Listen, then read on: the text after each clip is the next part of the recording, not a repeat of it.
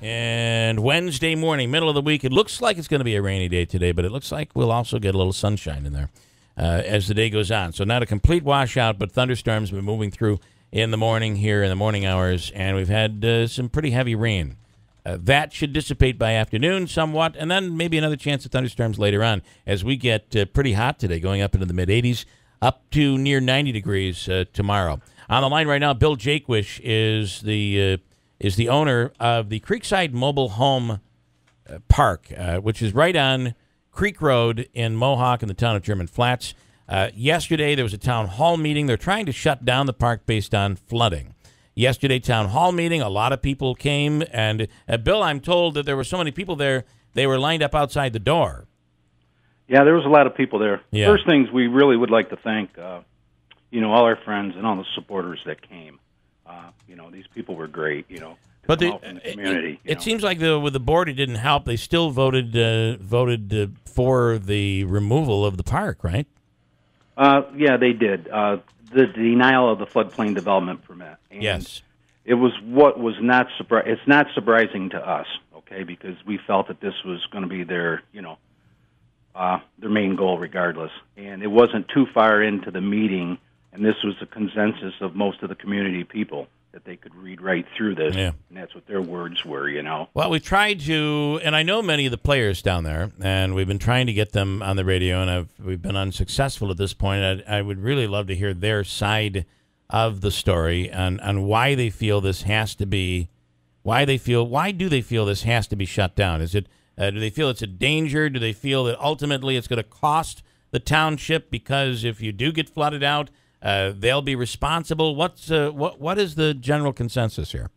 Well, that's what they're trying to go on to, and but they're really invalid facts that they're using, and our attorney Mark Wilbur had pointed this out, many times to them, and Mark Wilbur, our attorney, actually tried to get them to table this and to sit down without attorneys and come to a reasonable solution on this, which. In this day and age, there's no reason that the people can't sit down and work together and come up with a solution on this. They're going on some basic facts and stuff, and that they think that are solid facts, which we know are not. All right, and so the next step for you, I do know there was one council member there. I think I was reading the OD report that went in and was planning to vote in your favor, but after hearing what the town had to say, they changed their vote. So it's got to be something that's convincing people on that board that allowing you to remain open is a hazard, either financially or in terms of safety. Yeah, the board has, as far as we're concerned, and most of the citizens even realize that it's kind of a closed mind board down there, and we believe that to be a fact. All right, and they're pretty well influenced, I would say. But again, too, like I say, if the facts remain, and the affidavits and depositions and stuff that have been turned in cannot prove that that we are in danger. Yeah. And I wanted to. You have made a charge both here and in other media outlets publicly that Frank Spotto, the town, what's his position? Is supervisor or highway supervisor? It's town. I was wrong yesterday. It's town supervisor. I thought I was. Yeah. Anyway, and I know Frank, and I like Frank Spotto. That's a pretty tough charge to say that he's going after you guys because he didn't get to buy the property. Do you really believe that it's personal for him, and this is a vendetta? This has been going on since '92. The instances that we have. You don't have enough time on your show for us to put together the facts that we have. Okay. And the time that we have spent in court with this guy over frivolous things.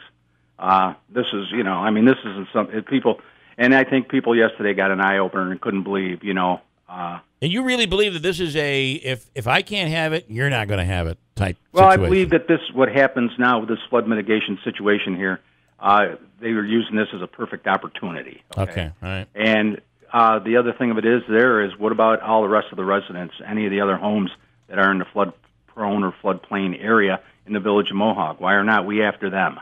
Why were we told by their attorney when we had met with them back in September that he was here for one purpose and one purpose only, and that was to close this park? Yeah. Our attorney, Mark Wilbur, said, what can we do to resolve this? He said there is no resolution. So when you go to a meeting like this, what do you feel? What would your feelings be? Sure, yeah. Do you feel that there's an alternative, that the town is willing to sit down and work with you? Mm-hmm.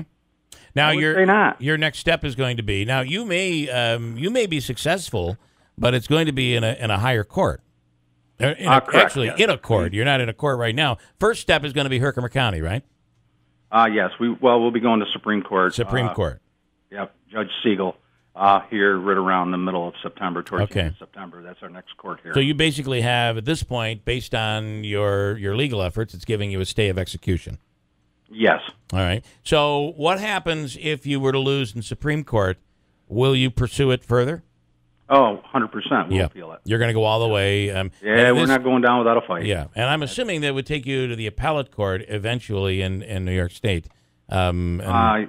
I believe that would be correct, yes. That's the New York's High Court. I believe that's where you would end up. So, all right, in closing here, this is being done without eminent domain. It's the flooding issue that is. There's a story out of Syracuse today too, where a woman is saying that she, as opposed to being told that she has to move out of her house, she's being told she must get flood insurance, and she has to have it on the house, or she must move. There are other things. There are other things that could be done, right? Yes. Number one is if people are requiring a bank mortgage, et cetera, going through loans and stuff, then flood insurance is required, even right here in our area. Yeah. Okay. But the thing of it is, if there's no mortgage and there's nothing involved in there, then you're not forced to have flood insurance. Got it. Okay. And do you guys have a mortgage on the Creekside mobile home? We don't have an actual mortgage. Got it. An actual mortgage onto that. No. So maybe a home equity type thing.